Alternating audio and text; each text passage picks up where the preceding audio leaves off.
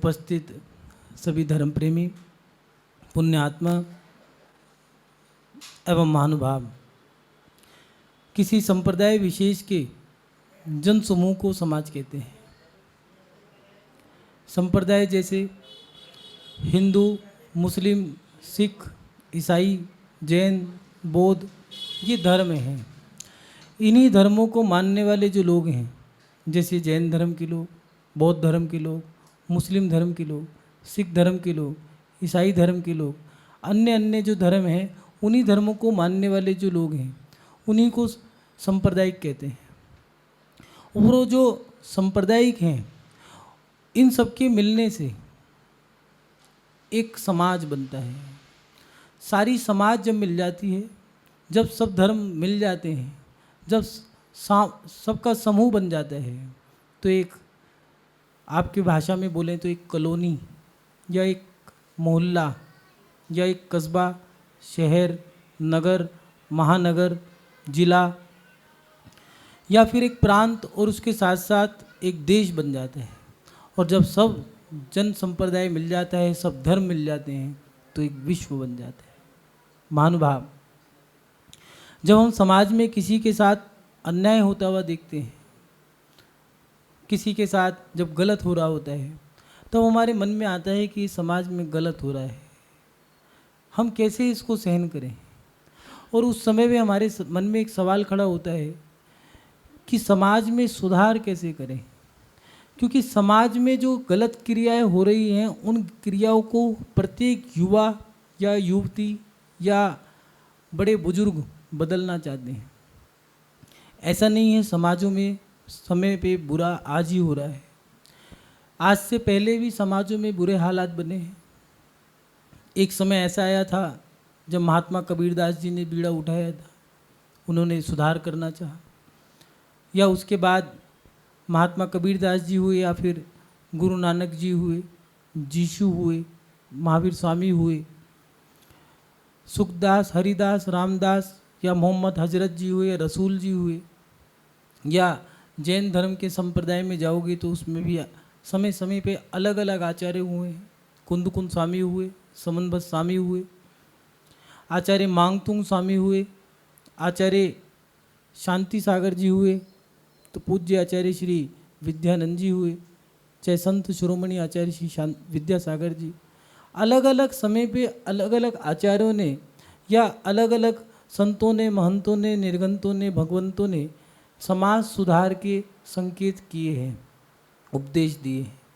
आज भी नई नौजवान पीढ़ी, या यूँ कहें कि प्राचीन विचारों के साथ जीने वाले वृद्ध लोग, उनके मन में भी रहता है कि हम समाज में सुधार करें, चाहे वो खान पान का हो, चाहे रहन सहन का हो, चाहे बोली चाली का हो, चाहे धर्म और कर्म का हो।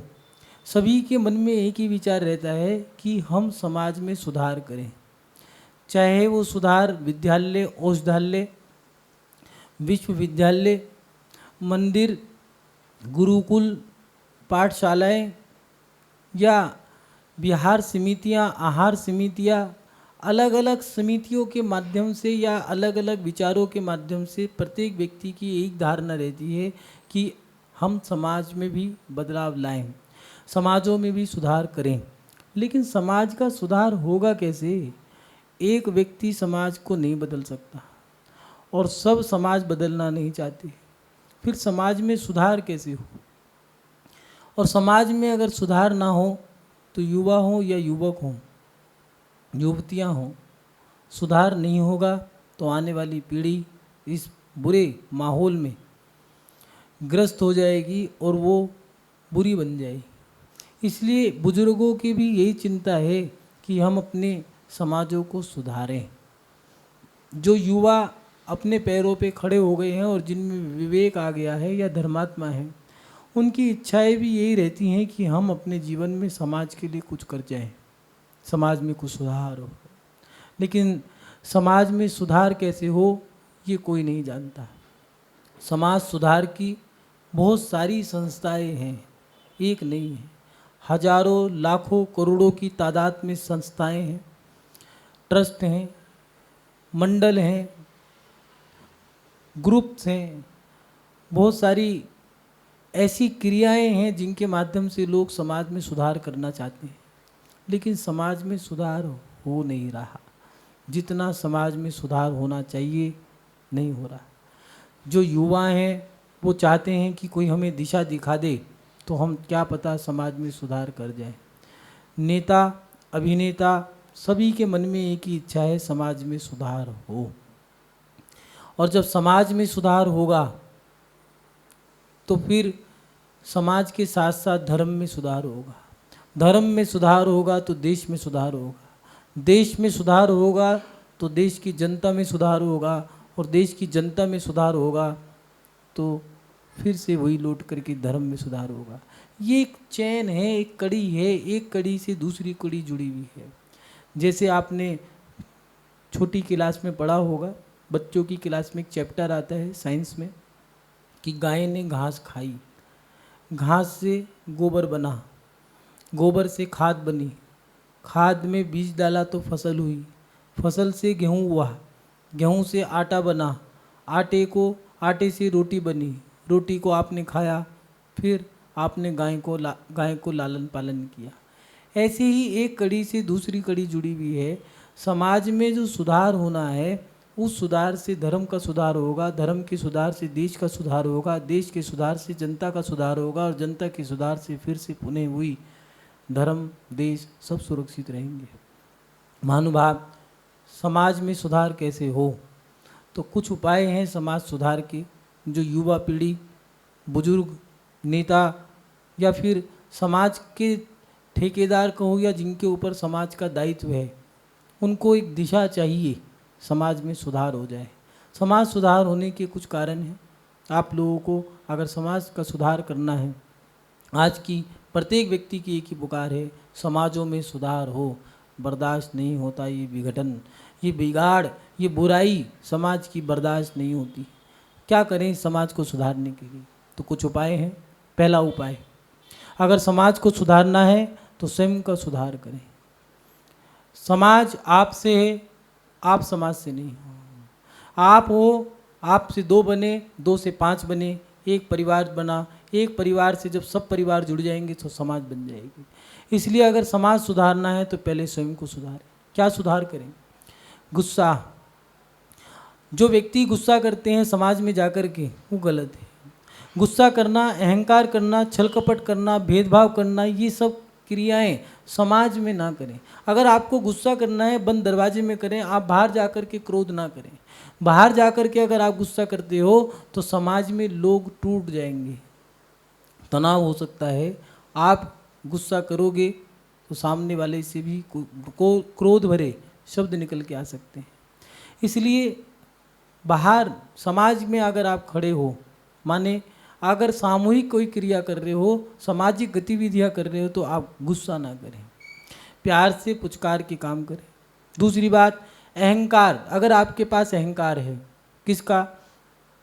सुंदरता का अहंकार, पैसे का अहंकार, मान सम्मान प्रतिष्ठा लाभ का, ख्याति का, पद का अहंकार कि मैं अध्यक्ष, मैं मंत्री, मैं नेता, मैं अभिनेता, मैं करोड़पति, मैं रूपवान, मैं पुजारी हूँ, मैं त्यागी हूँ, मैं व्रती हूँ, मैं कार्यकर्ता हूँ, मैं सेवक हूँ, मैं भक्त हूँ, मैं पुजारी हूँ। अगर इन चीज़ों का अगर अहंकार है तो आप अपने पास रखो, समाज में अपने अहंकार को मत बांटो। अगर आपने अपना अहंकार समाज में रख दिया तो समाज में फिर से वही बिगाड़ आ जाएगा। आप अहंकार रूप का दिखाओगे तो वो पूजा का दिखाएगा। आपने अगर अहंकार दिखाया है तो प्रत्येक व्यक्ति के पास कोई ना कोई एक अच्छी सामग्री होगी। कोई शरीर से कुरूप है तो आवाज़ अच्छी होगी, आवाज़ अच्छी नहीं है तो शरीर सुंदर होगा, शरीर अच्छा नहीं है, आवाज़ अच्छी नहीं है तो पैसा अच्छा होगा, पैसा अच्छा नहीं है तो औलाद अच्छी होगी, संतान अच्छी होगी या ज्ञान अच्छा होगा, किसी ना किसी का गुण उसके पास जरूर होगा। इसलिए अहंकार वो भी दिखा सकता है, और अहंकार के कारण समाज में अहंकार फैल सकता है और फिर से वही बिखार हो जाएगा। इसलिए समाज में कोई व्यक्ति गुस्सा ना करे, अहंकार ना दिखाए, भेदभाव ना करे। अगर कोई सामाजिक गतिविधि आप कार्यक्रम करते हो तो उसमें भेदभाव ना करें। आपने कोई कार्यक्रम किया है, अपने पक्ष वालों को आपने आगे रख लिया, उनके पक्ष वालों को आपने पीछे कर दिया। अगर ये काम आप करोगे तो नई जो पीढ़ी है, नए जो बच्चे हैं, महिलाएं, बालिकाएं हैं, उनके अंदर भेदभाव के संस्कार चले जाएंगे, समाज में कुरीतियाँ फैल जाएंगी। इसलिए आप लोगों को इन चीज़ों से बचना होगा। समाज में अहंकार ना करें, छल कपट ना करें, भेदभाव ना करें, ये सब क्रियाएं समाज में ना हो। दूसरी बात, समाज में अगर सुधार करना है तो आपको अच्छी शिक्षा, अच्छे संस्कार, ये दो काम जरूर करने होंगे। अच्छी शिक्षा और अच्छे संस्कार माने गुरुकुल, जो गुरुओं के द्वारा स्थापित किए गए हैं वो गुरुकुल। शिविर माने थोड़े समय में जो ज़्यादा ज्ञान दिया जाता है, ऐसे वो शिविर। पाठशाला, जहाँ पर अच्छी चीज़ों का पाठ कराया जाता है, ऐसी वो पाठशालाएं। उनमें जाकर के आप अध्ययन करें और उनमें बच्चों को भी अध्ययन करावें। प्राय करके देखने में आता है कि बच्चों शिविर चालू हो गया, चलो बच्चों को भेजो, गुरुकुलों में बच्चों को भेजो। नहीं, गुरुकुल में बच्चों के साथ साथ बड़ों को भी भेजा जाता है। गुरुकुल में मात्र बच्चे ही नहीं होते, गुरुकुल में बड़े भी होते हैं। शिविर बच्चों का ही नहीं, बड़ों का भी लगता है। आप लोग थोड़ा सा ध्यान रखें, शिविर को आप लोग जरूर उसमें भाग जरूर लें। क्यों? क्योंकि शिविर के माध्यम से आपको बहुत सारी शिक्षाएं मिलती हैं। आज के समय में शिविर की परंपराएं अलग हो गई हैं। पहले शिविर आचार्य, उपाध्याय, साधु या गणनीय आरिकाओं के सानिध्य में लगा करता था। वो थोड़े समय में ज़्यादा सामग्री दिया करते थे। सुबह उठ करके ध्यान कराना, योग कराना, उसके बाद अभिषेक करना, शांतिधारक करना, पूजा करना, उसके बाद शिक्षा प्रवचन दिया करते थे। उसके बाद पड़गान की क्रिया होती थी, आहारचर्या होती थी, उसके बाद लोगों की समायक हुआ करती थी, उसके बाद स्वाध्याय हुआ करता था। शाम के समय में भी गुरुओं के उपदेश हुआ करते थे। दोपहर के समय में स्वाध्यायों की गद्दी जो हुआ करती थी, उस पर बैठ करके स्वाध्याय किया करते थे। रात के समय में तत्व चर्चाएं हुआ करती थी और सांस्कृतिक कार्यक्रम भी ऐसे हुआ करते थे जिनसे बच्चों में अच्छे संस्कार जाएं, समाज में सुधार हो। लेकिन आज के समय में शिविर की परंपराएं बदल गई हैं। शिविर लगा लिया है, 5-7 दिन के अंदर शिविर समाप्त हो गया है। शिविर में क्या पढ़ाया है? कोर्स सेट है, आपको यही पढ़ाया जाएगा। जो पढ़ाने वाले आए हैं, हम कुछ नहीं लेते, घर घर जा रहे हैं। पता चला जब जा रहे हैं, आए थे थैला खाली था, जा रहे हैं तो झोलियाँ और थैलियाँ सब भरी पड़ी हैं। ये शिविर नहीं है। शिविर वो हैं जो थोड़े समय में आपको बहुत कुछ दे सकें। अगर दिगंबर साधु के माध्यम से आपको शिविर की प्राप्ति हो तो उसमें ज़रूर बैठो, बैठना चाहिए और बैठो। पहले तो साधु पढ़ाते नहीं, अगर पढ़ा रहे हों, चाहे वो 100 किलोमीटर दूर हो, तो आपको वहाँ जाना चाहिए। क्यों? क्योंकि आपके शिक्षा और संस्कार गुरु से प्राप्त होते हैं। इसलिए बच्चों को गुरुकुलों में डालें। अब शिविरों की स्थापना करें, शिविर जरूर लगाएं, साधुओं को रोको, क्योंकि समाज का सुधार, संस्कारों का घोषणा ये गुरुओं के माध्यम से होती है। इसलिए गुरुकुल, शिविर और हर मंदिरों में पाठशालाएं ये जो चल रही हैं, पाठशालाएं मात्र बच्चों की नहीं हो, बड़ों की भी हो। गलतियां कहीं ना कहीं बड़ों की ज़्यादा हैं, बच्चों की कम हैं। 2 साल के बच्चे की थाली में आलू का पराठा कहाँ से आया? 8 साल की बच्ची को कटे फटे कपड़े किसने पहनाए? बच्चों को विदेश किसने भेजा? इसलिए माता पिता की पाठशालाएं भी जरूर होनी चाहिए। कहीं ना कहीं बिगाड़ बड़ों में है, सुधार बच्चों में सुधार करना बड़ी बात नहीं है, बड़ों का सुधार करना जरूरी है। इसलिए पाठशालाएं जो चल रही हैं, उन पाठशालाओं में बड़ों की पाठशालाएं भी होनी जरूरी है। महानुभाव, अगर व्यक्ति शिक्षित होगा, संस्कारवान होगा, तो समाज अच्छी होगी। तीसरी बात, कुरीतियों से बचें। जो कुरीति हैं वो हम उनको ना अपनाएं। जैसे रात्रि विवाह, रात्रि भोज, ये जो हैं इनसे हमें नुकसान होता है। एक समय ऐसा था जिसमें साधु ने कहा था कि रात्रि में शादियां मत करो, जिससे आपको नुकसान होगा। आचार्य हों, उपाध्याय हों, साधु परमेष्ठी हों, गणनीय आरिका, जो भी थे, उन सब ने चीख चीख के, चिल्ला चिल्ला के प्रवचनों में खूब कहा। सन 1990 से लेकर के 2005 तक सब ने उपदेश में यही कहा, लेकिन किसी ने नहीं मानी और रात्रियों में शादी करी। विवाह किया, रात्रि भोजन हुआ, रिजल्ट क्या आया? रात्रि की शादी से बच्चों का पाप कर्म बढ़ गया। जिन्हों की शादियां रात को हुई हैं उनका इतिहास उठा के देखना, शादी के बाद संतान नहीं हुई, हो गई तो मर गई। लड़ाई झगड़ा कलह बीमारी, रिश्ते ही नहीं हो रहे, कारण कहीं ना कहीं शादियों में पाप की हिंसाओं की क्रियाएं ज़्यादा हुई और अच्छी क्रिया कम हुई। इसलिए कुरीतियों से बचें, जैसे रात्रि के विवाह, और रात्रि का विवाह करने से नुकसान और हुआ क्या? रात्रि का भोज किया, जो हमारी पहचान थी जैन धर्म की। अगर कोई व्यक्ति बाजार में जा रहा है और उसके पास लोटा डोरी छन्ना होता था तो कहते थे जैन साहब जय जिनेन्द्र। वो पूछता था पहचाना कैसे? अरे आपके पास तो लोटा डोरी छन्ना है, जिसके पास होगा वही जैन है। रात की शादी करने से बच्चों ने रात्रि भोजन शुरू कर दिया, बाजार का खाना शुरू कर दिया, गाड़ी की डिक्कियों में काली पीली नीली हरी बोतलें जो हैं उससे बच्चे व्यसनी बन गए, शराबी बन गए, जुआरी बन गए, लड़कियां भी शराब पीने लग गई। महानुभाव, कुरीतियों से बचें। रात्रि विवाह, रात्रि भोज, उसके साथ साथ आज के समय में जो गंदी सबसे बुरी रीत है मृत्यु भोज। मृत्यु मरने के बाद भी भोज कर रहे हैं। पहले कहा करते थे कि भैया मरेगा खाएंगे का, एक गाली हुआ करती थी। अगर किसी व्यापारी ने व्यापारी को लूट लिया तो कहेंगे भैया मेरा तो तूने मुनाफा ही खा लिया, मैं क्या मरेगा खाऊंगा। लेकिन आज जो पहले गाली थी वो आज फैशन बन गया। मृत्यु भोज, उसमें जाने वाले लहंगा पहन करके बढ़िया सज धज करके जाते हैं। अरे भैया मरेगा खा रहे हो, मरेगा खा रहे हो और फिर भी मुस्कुरा रहे हो, कैसी रीत है? ये हमारे जैन धर्म की रीत नहीं है। अच्छे संस्कारवान लोगों की क्रिया नहीं होती। रात्रि में शादी, रात्रि में विवाह अच्छे कुलों में, अच्छी जातियों में नहीं होती।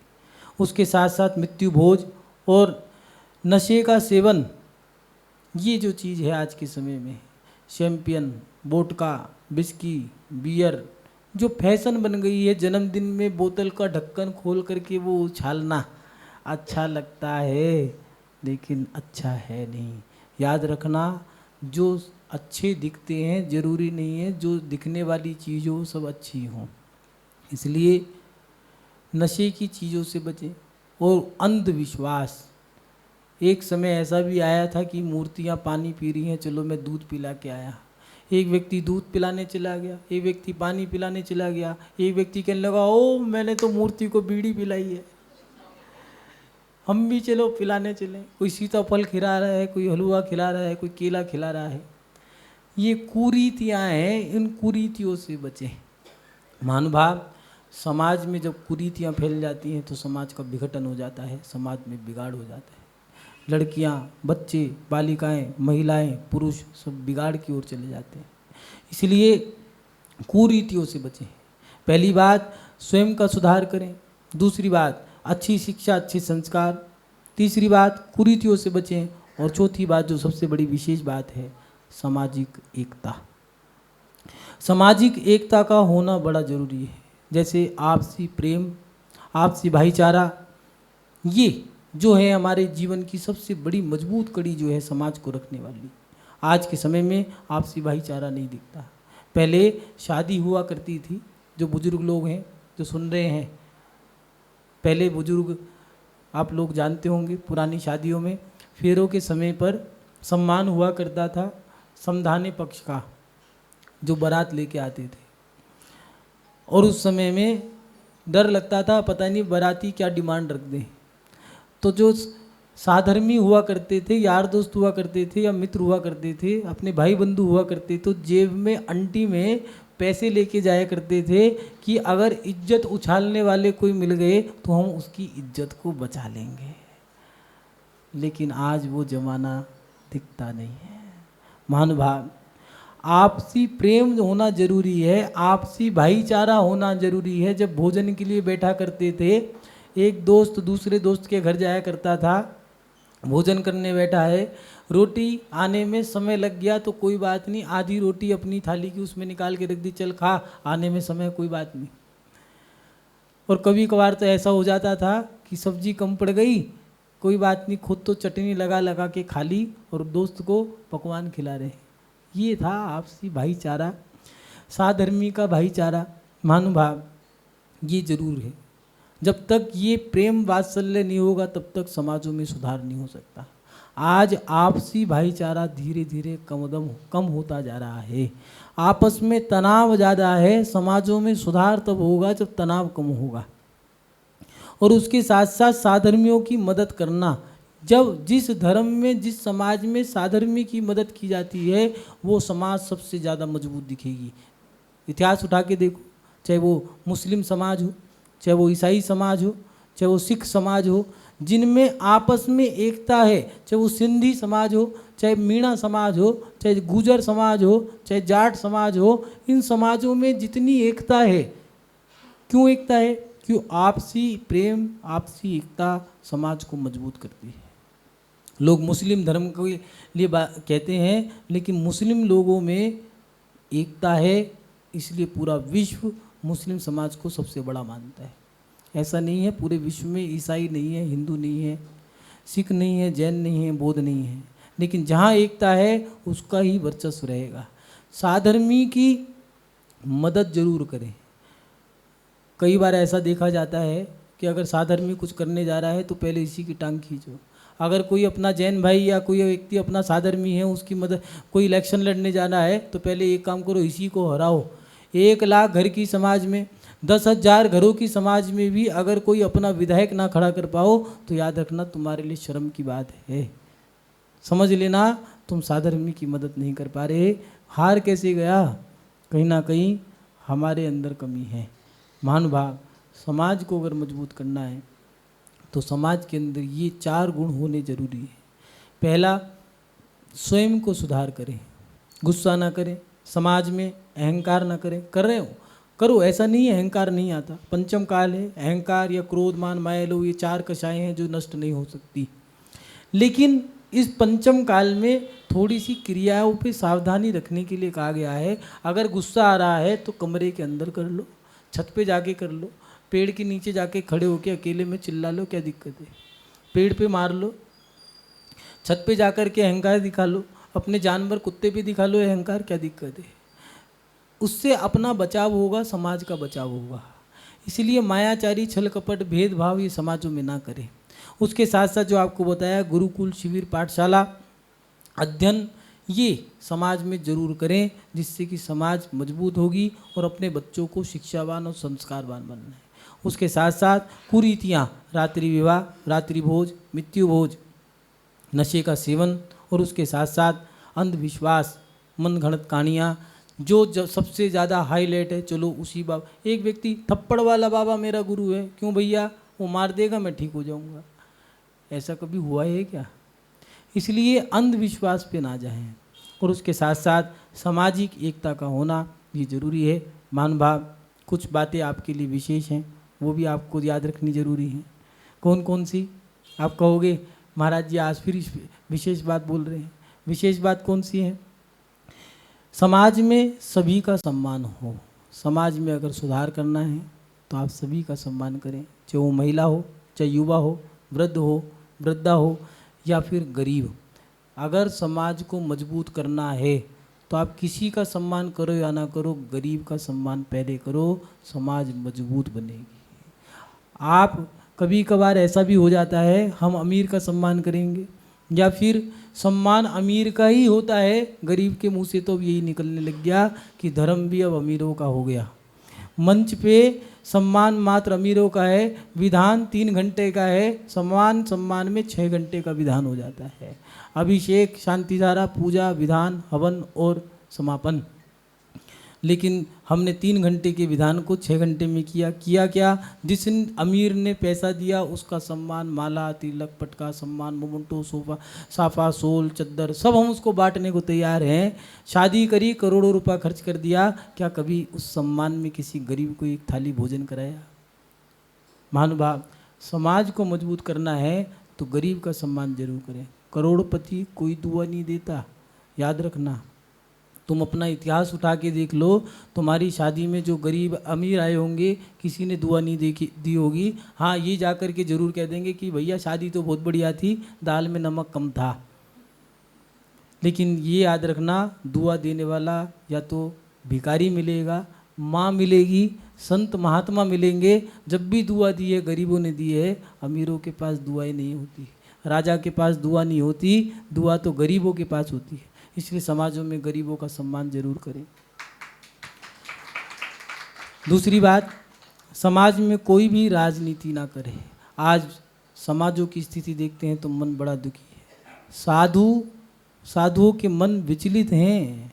जितना खर्चा हम राजनीति के चकले पे कर देते हैं, अगर इतना खर्चा जो इतना फंड हम उसमें खर्च करते हैं वो फंड इकट्ठा कर लिया जाए, पता नहीं जैन समाज की कितनी बेटियों की, गरीब बेटियों की शादी हो जाएगी, कितनी गौशाला बन जाएगी, कितने मंदिर, कितने संत निवास बन जाएंगे। लेकिन इस राजनीति ने इस जैन समाज को नहीं, पूरे देश को बर्बाद कर दिया। महानुभाव, समाजों से राजनीति वाले जो कीड़े हैं उनको निकाल करके नाली में फेंक दो तो ज़्यादा अच्छा है। समाजों में चुनाव नहीं हुआ करता था। मंदिरों में पहले कहा करते थे जो धर्म की सबसे ज़्यादा सेवा करेगा उसी को धर्म की पगड़ी पहनाई जाएगी। आज जो धर्म को जो सबसे ज़्यादा लूट के खाएगा उसी को नेता बनाया जाएगा। ये गलत है। इसलिए समाजों से राजनीति निकाल दी जाए और उसके साथ साथ सभी के सम्मान, मान मर्यादा का ध्यान रखें। बहन बेटियां, महिला पक्ष जो विशेष है, अगर समाज में सुधार करना है, महिला मंडल किट्टी पार्टी चलाने के लिए नहीं बनते हैं, महिला मंडल मौज मस्ती के लिए नहीं बनते, गाड़ी में बैठ के घूमने के लिए नहीं बनते हैं। अगर महिला मंडल, महिला समाज खड़ा किया है तो महिला समाज इसलिए है कि समाज की मर्यादा को बनाए रखें, समाज की, धर्म की, संस्कृति को सुरक्षित रखें। इसलिए वो काम करें। कौन से? मर्यादा को सुरक्षित रखें। अगर आपके सामने बुजुर्ग हैं, उनके सामने आपको कैसे खड़ा होना है, कैसे बैठना है, किस अदब कायदे कानून से आपको उनके सामने बोलना चालना चाहिए, ये सब आपको ध्यान रखना चाहिए।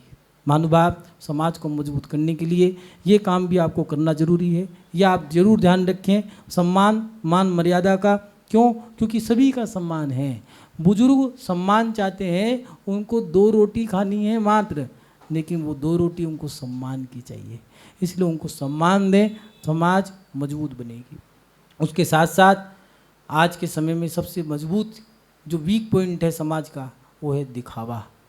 इस दिखावे में ना जिए। आपने दिखावे में जोश जोश में कि भैया उसने लिए तो मैं भी बोली लूँगा, 1 लाख 2 लाख 5 लाख बोल दिए, अब जब मांगने आए तो समझौता कर लो। क्यों भैया? दिखावे की ज़िंदगी को ना जिए, ये बुरी है। समाज में विघटन होता है। जब हिसाब लगाओगे, मांगने आएंगे तो फिर तुम लड़ाई करोगे और लड़ाई होंगी तो गुट बनेगा तो वो कहेंगे तेरा मंदिर ये, मेरा मंदिर वो, तो अपने बाप का बेटा तो मैं भी अपने बाप का बेटा हूँ, मैं एक मंदिर नया बना सकता हूँ। कितने का है? 2 करोड़ का मंदिर है, खड़ा कर दिया 50 लोगों को जोड़ करके। इसलिए दिखावे में ना जिए। और उसके साथ साथ समाज में जो सबसे वीक पॉइंट आजकल चल रहा है, जो पढ़े लिखे ज्ञानी या किताबों को पढ़ने वाले लोग हैं, वो लोग गलत काम ये कर जाते हैं कि टोका टोकी ज़्यादा करते हैं। टोका टाकी ना करें। अगर आप टोका टाकी कर दोगे तो युवा पीढ़ी ठोका टाकी कर देगी। इसीलिए ज़्यादा टोका टाकी ना करो। आप धर्मात्मा हो, आप भी कोई अपने माँ की पेट से सीख के नहीं आए हो। बच्चे हैं, युवाओं को पुचकार के प्यार से दो। याद रखना, युवा अगर जाग गया तो तुम टोकोगे तो वो ठोकेगा। इसलिए मंदिरों में लड़ाई, समाजों में लड़ाई टोका टाकी की है, और वो टोका टाकी ज़्यादा होने के कारण समाजों में ठोका टाकी के गुट बन गए हैं। इसलिए समाजों में टोका टाकी ना करें। और उसके साथ साथ समाजों में समय समय पर शिक्षा वाले, शिक्षाप्रद कार्यक्रम होने जरूरी हैं। जहाँ पर मुनियों का प्रवास नहीं होता, मुनियों को लाओ। गुरुओं के माध्यम से ही समाज और धर्म बच सकता है।